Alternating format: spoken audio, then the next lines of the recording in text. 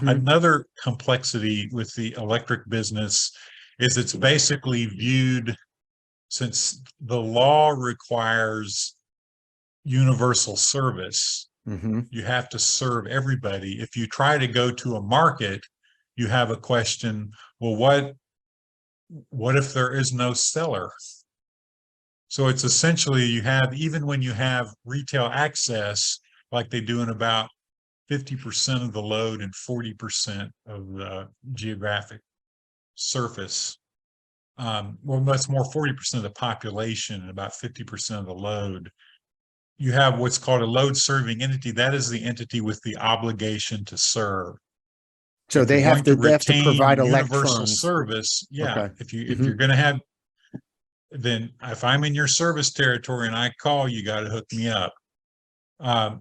Your market is going to walk away from an expensive customer.